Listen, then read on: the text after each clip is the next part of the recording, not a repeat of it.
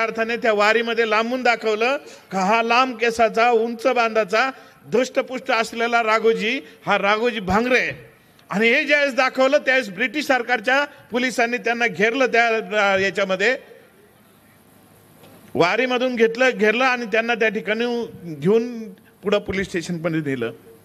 तशीच आज गमत आहे अमित भाऊ का ज्यावेळेस मगाशी मारुतरावांनी उल्लेख केला का मागच्या कालखंडामध्ये या ठिकाणी सर्वांनी एक करून या ठिकाणी विषय झाला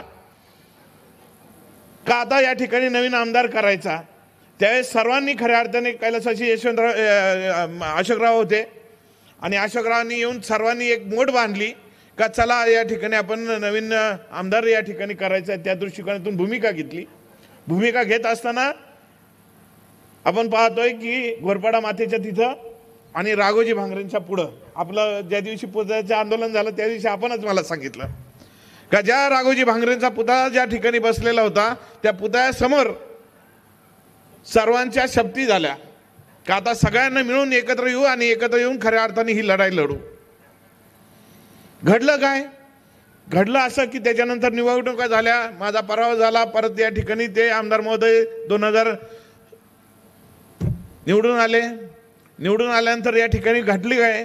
पहिले घटना एक काम केली का त्यांच्या बरोबरचे जेवढे कोणी होते साथीदार एक एक एक एक त्यांना बाजूला करण्यात आलं. एक एक बाजूला करण्यात आलं आणि शेवटी राहिलेलं काय होतं? एकच साक्षीदार होता, तो म्हणजे राघोजी भांगरेंचा पुतळा. तो देखील JCB ना आणि त्याला देखील पाडायचं काम या आमदार महोदयांनी करण्यात आलं. म्हणजे एक काम असं आहे का एकही काम आपण या ठिकाणी दाखवावं का या तालुक्यामध्ये एकीकडे सांगतात येत. आता काल परवा या ठिकाणी व्यासपीठावर सांगितलं का कुणाच्या तरी दुसऱ्याच्या दावणीला तालुका बांधायला निघालेत. मला आपल्याला या ठिकाणी विचारायचं आहे, या जिल्ह्याचे पालकमंत्री आदरणीय विखे साहेबांशी ज्यावेळेस बोलणं झालं माझं